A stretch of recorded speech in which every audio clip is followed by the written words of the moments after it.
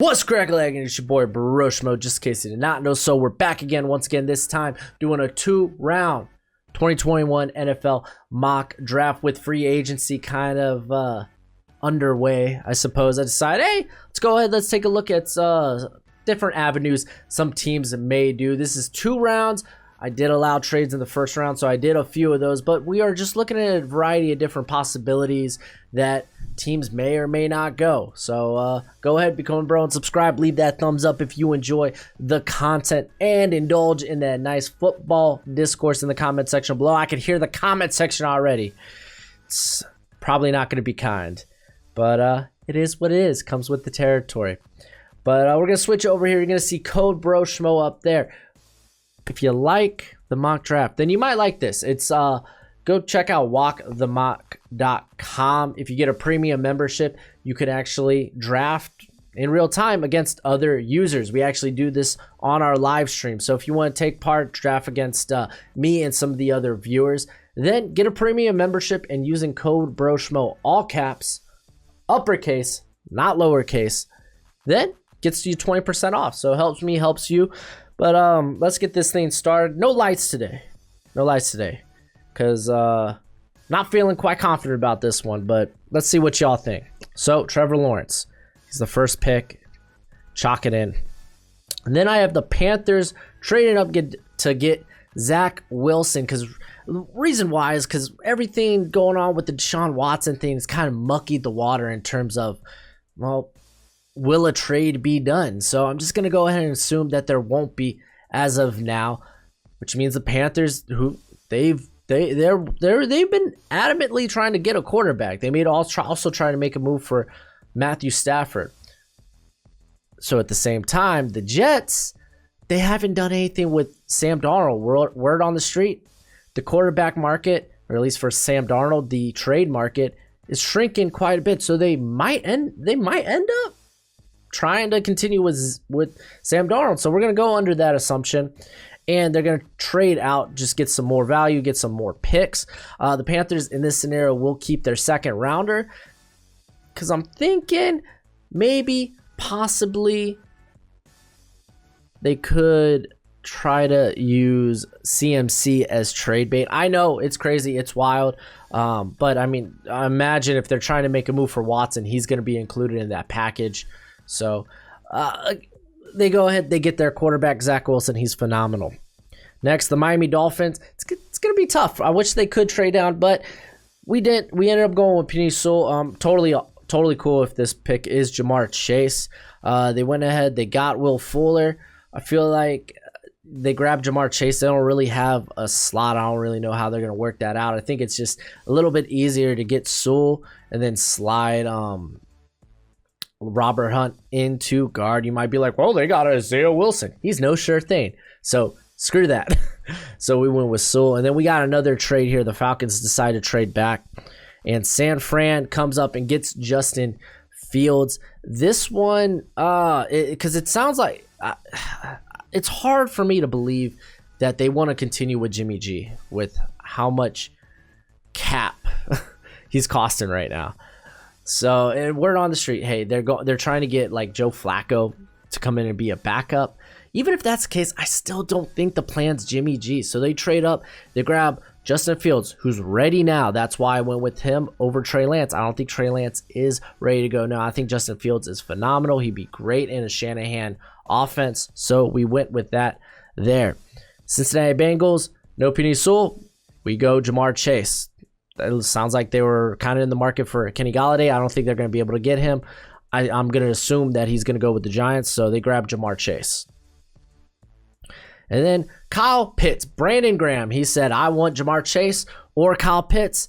I'm going to assume they don't want a quarterback, so they go with Kyle Pitts. I feel like that's a safe assumption. And then we have the New England Patriots trading up here. That's right. I just feel like all these moves they've made, that it feels like they might be willing to trade up. They don't need all this draft capital they have. I feel like they'd be willing to trade up for someone that they could sit immediately, let Cam have his hoorah under this 1-year contract, and then start Trey Lance the following year. They could include someone like like a Stephon Gilmore in a trade, that his name has been out there as far as being shopped around. So I don't necessarily think they need to give up one of their like second round or maybe even another first if they include him in a trade. So they go ahead, they get Trey Lance.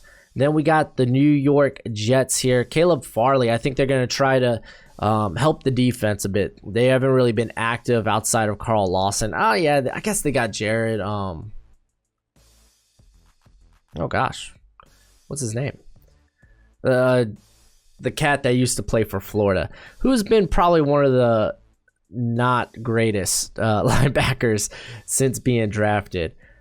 Now, forget this. I need to know. I don't know why I want to say Jared Wilson. I know that's not the case. Jared Davis. Thank you. Wow, man. Golly gee. But so I have them going corner. They haven't really gone after corner hard outside of Hardy, who he's probably a special teamer. So they grab Farley. I think he's a good fit for Saleh's defense. And then the Denver Broncos, they're going to go ahead and snag Micah Parsons. I don't think they'll go corner here if Farley's not on the board. So Parsons, I really think they're going to try to move Von Miller. So they add Parsons, who could play a little bit in coverage, but I think it'd be a nice he'd be nice to add to their rotation in terms of pass rush. He provides a variety of different things. He could do a variety. He could play a variety of different positions, similar to what Von Miller offered them. And then the Dallas Cowboys, I could hear the haters all right now. Rashawn Slater. I'm not comfortable with Patrick Surtain here. Some people are really high on J.C. Horn. I just don't think he fits what the defense here. It was a tough one, but Slater, the NFL, apparently they're really high on him. He can start immediately at guard if they really want him to, and then eventually replace Smith. So I think this is a look to the future. I would really consider trying to trade out of this pick, but didn't happen. Some people are going to want Surtain. I already know one person who's going to go off in the comment section. Wolf, man, you're gonna be like, oh man, they're gonna give up 80 points. Well, fortunately, they play in the NFC East, and the NFC East, I don't think they score a lot. And then I got the Giants. They go J.C. Horn, actually, and you may be like, what? I think J.C. Horn's an exceptional scheme fit for Joe Judge here. That's the only reason. I got Horn a little further down on my board, but I think he's a really good scheme fit for the Giants. They don't have to, if they're going Kenny Golladay, I don't think they have to go receiver here. It would have been nice if like Pitts was here. I know they signed Kyle Rudolph, but let's be serious. No Kyle Pitts. So maybe they go defense. They could go edge. They did get Odenigbo. So he maybe could be their edge rusher. They could probably try to find edge rusher later in the draft. Might not be the case, but I went with Horn. I just really think he's a phenomenal pick. They do need help at the corner position outside of Bradbury. Then the Atlanta Falcons, they go Kwity Paye here. They go ahead. They get their edge. They trade down. I was kind of hoping maybe a Farley would be here. Surtain, I thought about it, but I'm not too sure if he's a really good scheme fit for Pease's defense. So we went with Kwity Paye, really get some edge rush help, and I think that'll help actually Dante Fowler a ton. I just don't think he's an edge one. And at 13, we got the Chargers. They go Christian Darrisaw. It's kind of a no-brainer. They brought in Matt Filer, who I think is probably going to be a guard there. So they get Darrisaw to be the left tackle. You got Lindsey at center. You have Brian Bulaga at right tackle. And I think you got a solid offensive line right there. Minnesota Vikings go Devontae Smith. Dude, he was just falling. So I was like, heck, let's take him, man. Even with Adam Thielen there, I think this is fine. They might try to incorporate more 3 wide receiver sets. Keep in mind they were kicking Irv Smith into the slot a lot. So maybe if Irv Smith, if he plays more in line, like Thielen, Jefferson, both those guys can play out of the slot. Even Smith. So I think this gives the offense a nice little bit of juice. Some people could say, Elijah Vera Tucker would be a great pick here. Yeah, but Devontae Smith was falling. We're going to take that. And then at 15, the Detroit Lions, they trade down. They get Jalen Waddle. He's a great separator. He's great underneath. I think he's a good weapon for Jared Goff. I don't know if Detroit's totally going to be in the quarterback market this year. It might be next year. Or maybe they try to see, hey, maybe things go well with Goff. So maybe they move further with him. So I think trading down, trying to acquire more picks, because keep in mind, this is a rebuild. So they trade down. They still get their guy in Waddle. And then at 16, Patrick Surtain right here for the Arizona Cardinals. I think he's a good I think he's kind of a good scheme fit. I really want them to go more zone heavy with their defense, because I think that'd actually be beneficial for Byron Murphy, who coming out of college, he came from Washington, who was very zone heavy. So maybe they make a move towards that. I don't know. We'll see. This is just me kind of making assumptions, baseless assumptions. And at 17, Trevon Merrick, he goes to the Raiders. They haven't signed a safety yet. Anthony Harris is still out there, but he's still out there. They haven't done it yet. They've kind of addressed other positions. Be nice maybe to get some more offensive line help at this pick, but I think Merrick, who's really the only for sure safety, first round safety in this class, just go ahead, take him here, address everything else in the second round. I don't think he'd be around there, or he'd be around when the Raiders pick again in the second, so we just grabbed him here. And then at 18, I got the Bears trading up to get Mac Jones. I know Bears fans ain't happy about Andy Dalton, so I think this helps cushion the blow. I think Jones, I know Dalton came in and was like, hey, they told me I was going to be the starter, guaranteed. I think Jones, at least maybe there's a competition there.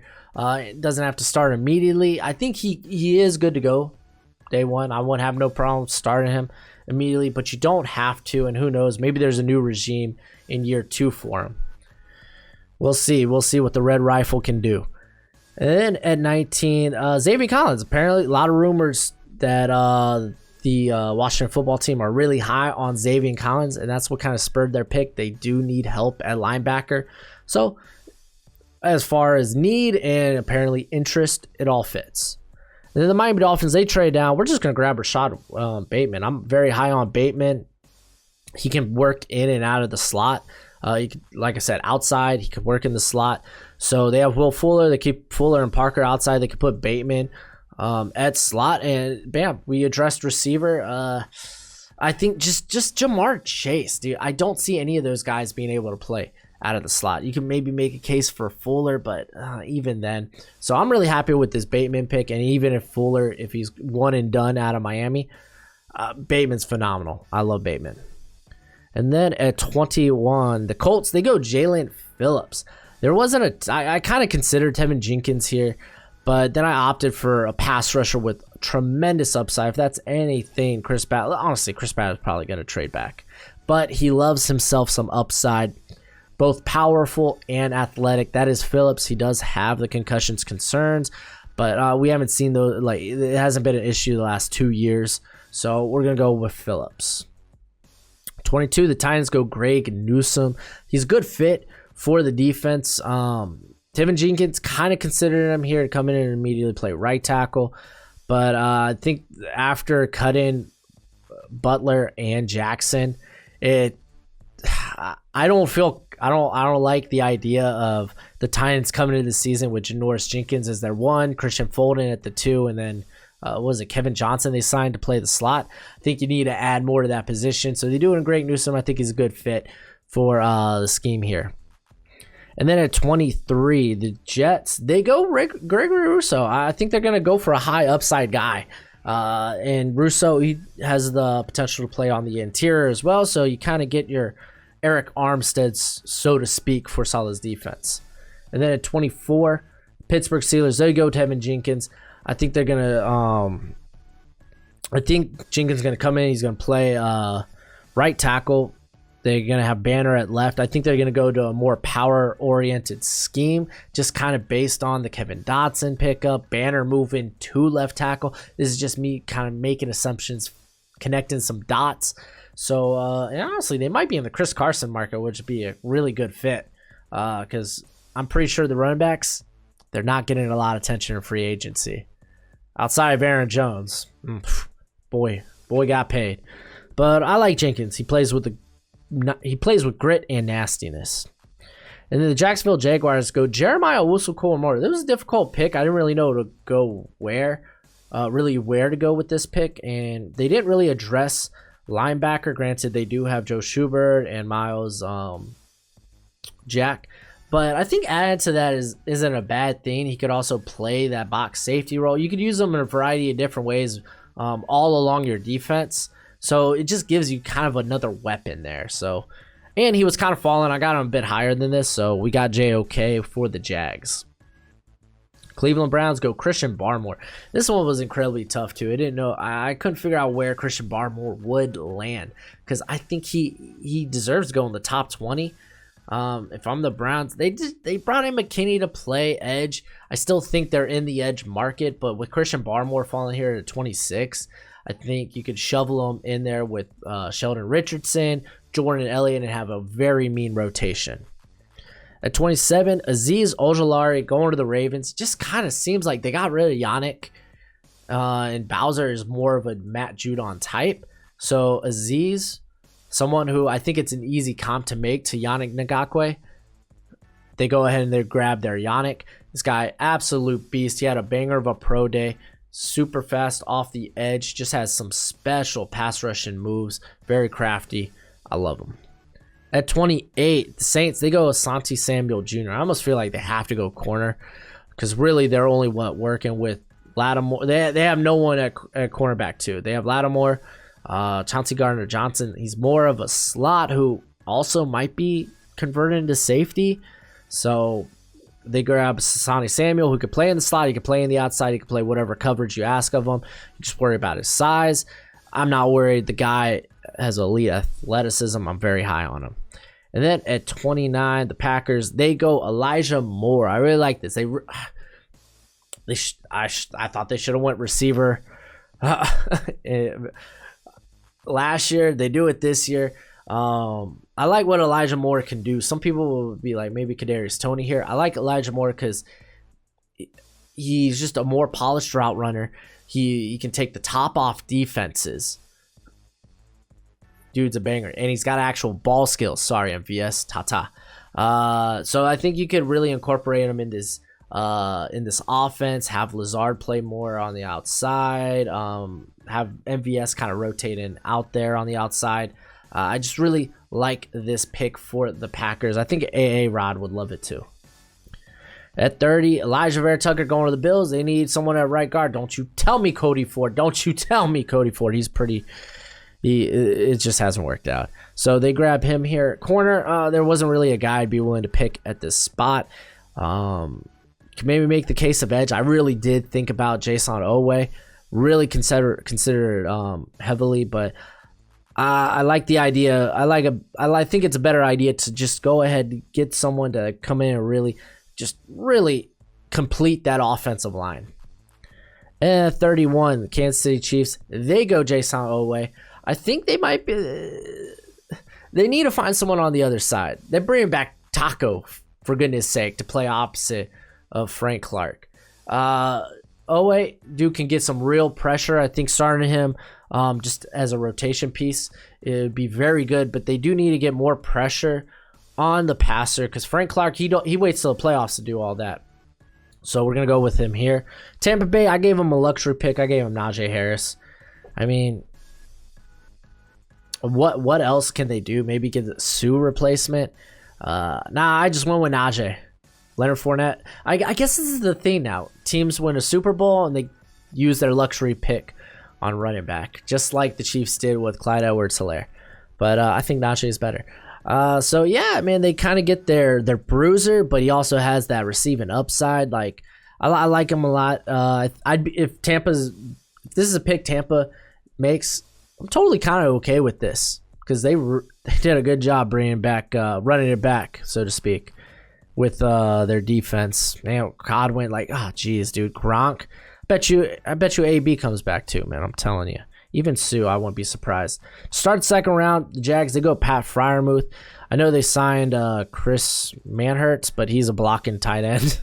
So let's get an actual, someone who could actually catch the ball, be a receiver. Pat Freiermuth, he can do that. And on top of that, he's actually a very good blocking tight end.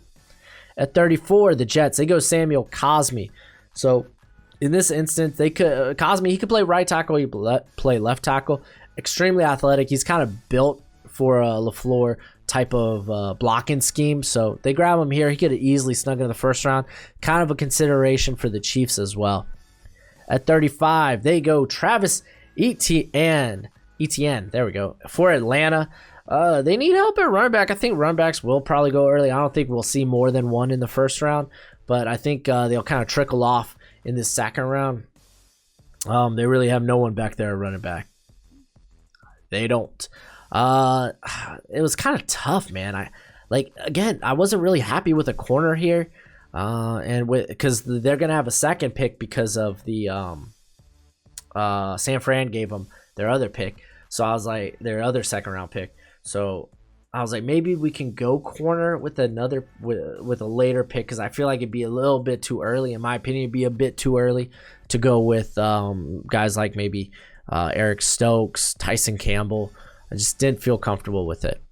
And then at 36, Carlos Basham Jr. going to the Dolphins. He's a bit of an interesting piece that I think Brian Flores could really utilize. A guy that can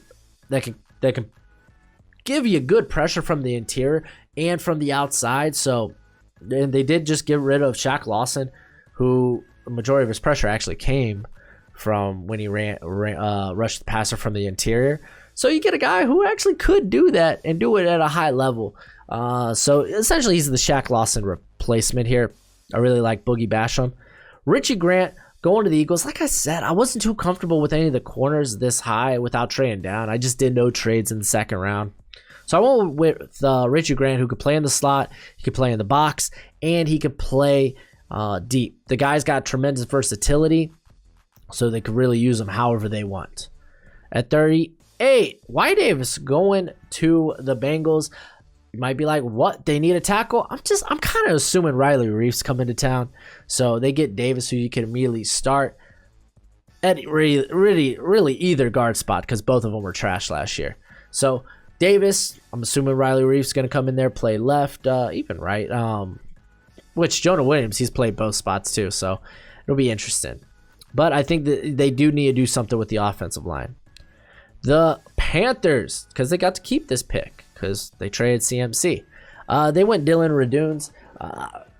Matt Rule, he coached him at the Senior Bowl. I just assume this is going to be a guy that can immediately come in and start at left tackle opposite of Taylor Moton. I don't believe Cam Irvin is anything more than a bench player. He is a depth piece. I think that's the only reason they brought him in. So, bam, we got Radunes.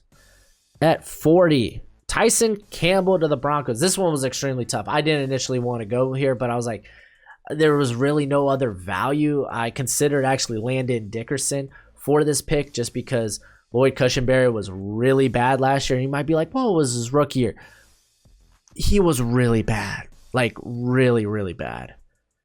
So I really considered, hey, we'll grab Dickerson. Dickerson won't be able to play year one, but it's kind of like, we'll give Cushenberry his last hurrah. Maybe he works out.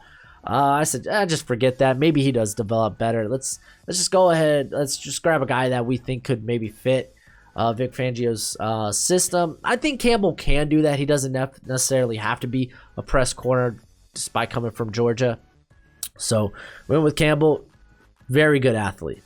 At 41, Nick Bolton going to the Lions. He just kind of fell here. I think he might realistically fall just because he's not nearly as good as an athlete as some of the other linebackers in this class. So he might come off the board early second round. Hey, Lions, they need a linebacker. This dude, phenomenal run stuffer, great instincts in the passing game as well. And then the Giants, they grab a receiver, Terrace Marshall Jr. Not necessarily a pick they had to make. I know they grabbed Horn, but Terrace Marshall, he's big, he's fast, he has experience on the outside and in the slot. So they could use him a variety of different ways if they bring Kenny Golladay to town. Even if they don't, you could play him on the outside. So I like this. I don't think there's a future for Sterling Shepard on this roster. I'm not going to lie to you. I think he might be out after the next season. But Terrace Marshall, that's a scary receiving core. Even if you include Sterling Shepard, maybe if they sign Kenny Golladay, you got Darius Slayton. Like, that's scary. That's scary. You have no excuses, Danny Dimes. No excuses. And then at 43, Atlanta Falcons go Eric Stokes. I feel like they have to go cornerback somewhere with their first, like, if it's not day one, they have to go day two because they haven't really been able to make any moves in free agency. So they grab Eric Stokes. Dude's extremely fast, not nearly, I think, as athletic as Campbell. Yes, I know Eric Stokes is faster than Campbell. It doesn't mean he's more athletic. I feel like I had to say that. Someone will probably say that in the comment section. I'm higher on Campbell just because I think he's got better ball skills than Stokes. And if you want to get into it with that, go look at my overrated prospects. And I talk about why I think Campbell is the better prospect. And then at 44, Dallas Cowboys, they go Elijah Moore. Look, y'all won defense. I know someone's going to be happy. He can play deep. At least I know he didn't play a lot deep for Washington, but when he was asked to do it, he was really good at it. Mainly, probably going to be a slot guy, but even then, I'm kind of cool with him here. I think he's a lot better than what they have right now. But with that ability to potentially play deep, I think this is good value. I'm a big fan of Elijah Molden, man. I think he's going to be a heck of an NFL player. At 45, Walker Little going to the Jags. I don't believe in Cam Robinson. With Walker Little here, I was like, I can't pass up on this. Forget Cam Robinson. I know he's on the franchise tag, but I really don't care. Sorry. Not sorry. At 46, the Patriots, they go Tay Gowan. I know that they traded up. Like I said, I think Stephon Gilmore might be involved in a trade there. Like I said, the rumors. We're going on rumors. This is all just possibilities. Ooh. Golly. Tay Gowan, I'm actually coming around to. Like physically, he is a specimen. He is a specimen. He was pure shutdown corner there at Central Florida. In 2019, he ended up opting out of 2020 because he actually ended up getting COVID and it ended up spreading to his mother. And he was like, yeah, I'm not going to risk it. I'll just spend this offseason getting ready for the draft. So he's got ideal length. He's almost got really good size too. I think depending on how he weighs in, I think he's close to the 190. It'd be nice to see him at that 200, but he's got some traits that I think Bill Belichick would love. And then at 47, we'll go with these next two picks. I got scroll happy. The Chargers, they go Peyton Turner. I think they do need another edge there. Not necessarily edge. I think he could play 5-tech and play it well, depending on what they want to do with Tillery. I'm a big fan of Turner. I think he provides a lot of versatility along the defensive line. So that's why I went with him at this pick. Again, I feel like a lot of the corners that are kind of off the board at this point. And then Landon Dickerson kind of makes sense. They got rid of Rodney Hudson. So we got him Dickerson. Might not be able to play his first season, but that's what they got Nick Martin for. And if you think Nick Martin's the future there, you're sadly mistaken. And then F49, the Cardinals, they get Kadarius Toney. I mean, it's kind of hard to project where he may go, but he is a legit weapon. I don't know. Like, he has the speed to be a real vertical threat. It's just his route tree is not that big. He's not exactly a polished receiver just yet. But again, this dude's quicks, his athleticism, he's so hard to take down after the catch. I think he's a necessary weapon that they need to bring in. They can't land maybe like a Jalen Waddle, which they don't really have the draft capital to really do that. So, yeah, I went with Toney. I think it was just really good value. And then the Miami Dolphins, they go Javonte Williams. I know they brought in Malcolm Brown, but Williams is just really good value here. The Dolphins got a lot of picks. Let's just add to that running back rotation, and I think Williams, he has a chance to be the bell cow if that happens. And then the Washington football team, they go Liam Eichenberg. Yeah, I could see him being the left tackle of the future there. So, yeah, I just think it's a good pick, man. He's a solid player. You could literally start him from day one if you really want to. I think you could enter him into a competition with, what is it? It's Lucas Cornelius Lucas, right? Lucas Cornelius. I don't know. Former Bear. Actually, he played pretty darn good last year. But yeah, it was a variety of different options, but I think this was the best one. Eichenberg was kind of the higher guy on my board.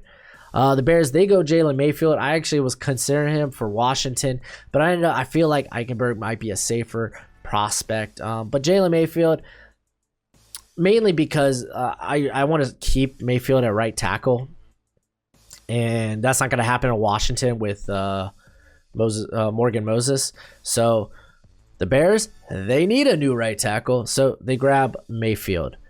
Big Mauler. So I like that pick. I like it a lot. Rondale Moore going to the Titans. They need to do something at receiver. It was kind of tough, but I think Rondale Moore, man, you can really do a lot of fun things with him in this offense if you really want to. He won't be a guy you want to play on the outside. At least I assume he won't be based on, again, his size and what we've seen from him in college.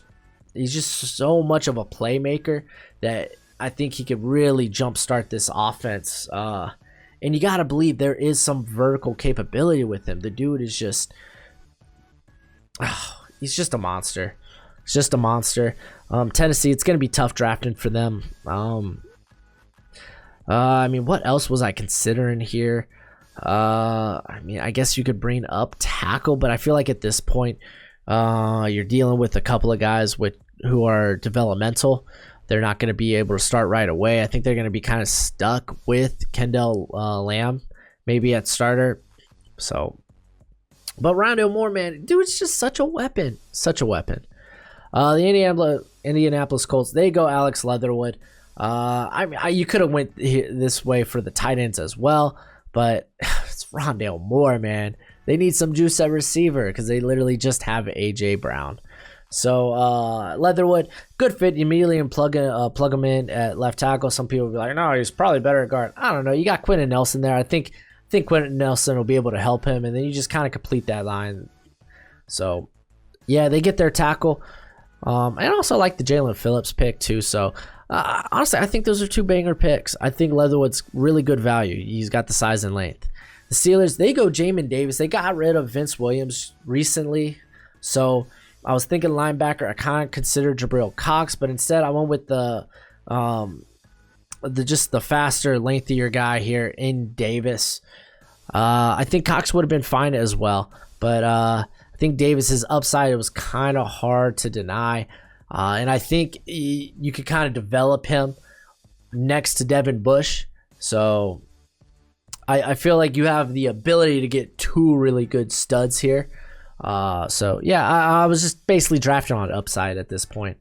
And then the Seattle Seahawks, they go Joe Tryon. They need help at edge. I know that they brought in guys like, what was it, Robinson, I think, out of Syracuse last year. Who's solid. He's fine in his own right, but I think it was Robinson. I swear I get on tape and I just start forgetting names.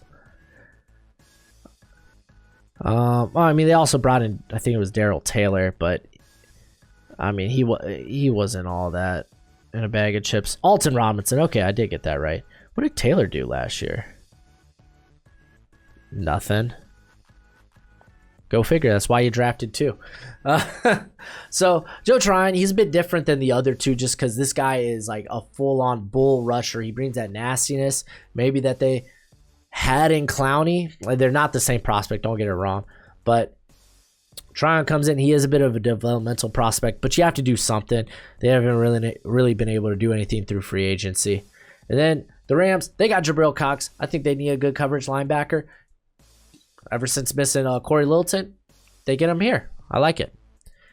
And we're going to go over the next two. Baltimore Ravens, they go with Javon Holland. Safety position is kind of important for him. And Holland, he could also line up in the slot, so it gives you a bit of versatility. The Ravens, they love their safeties. Typically, you will see three safeties have more snaps than the second linebacker on the team. And I know Malik Harrison, some people like him, but I really think they do need to probably pick up another safety. Just assuming that's it's just a defense preference, at least over the last couple of seasons. Then the Cleveland Browns, they go Joseph Asai. They just grab a very athletic and explosive edge rusher. I know they got McKinney there, but McKinley, but hey, just add to the position. You get a nice, good rotation there. They've really just addressed their defensive line, and they did a good job addressing the secondary and free agency. So, kind of cool with it. Linebacker though was a consideration, but none of them were on the board by the time this pick was up. None of the ones that I wanted, mainly Cox and Davis. And then the Saints, they go Aleem McNeil. They got rid of, Rankins ended up being a free agent. Might get him back for cheap, though. And they traded away Brown. McNeil, he's got some versatility along the defensive line. And he's kind of fallen at this point. I had him at 42 on my board. So it was just really good value. And the Buffalo Bills go Ronnie Perkins. They add someone who could fly off the edge.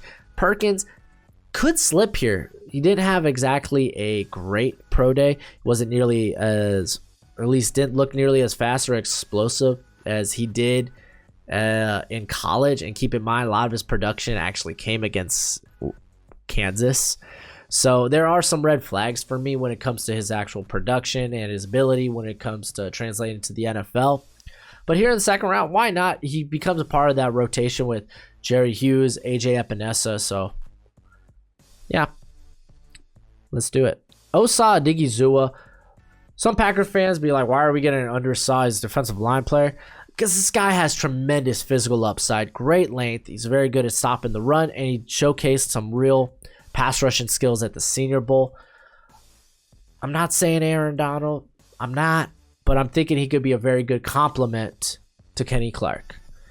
At 63, they go Creed Humphrey. They haven't signed a center. I know some of y'all be like, well, man, they got Long. Maybe they moved Tooney to center.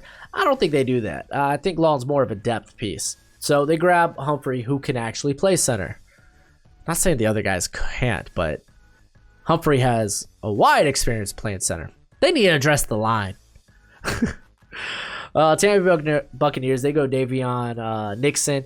At this point, this one was kind of tough, so I just went with Nixon, who could maybe be a Sue replacement. There is some physical and athletic upside. When it comes to Nixon, it's just he was a bit wishy-washy on tape. At times he would just disappear, or do you have trouble actually disengaging from blocks? But yeah, that's it. That's it. Let me know what you think and tell me what you hate about it in the comment section below. I look forward to hearing it. But until next time, you be easy, my friends. Later.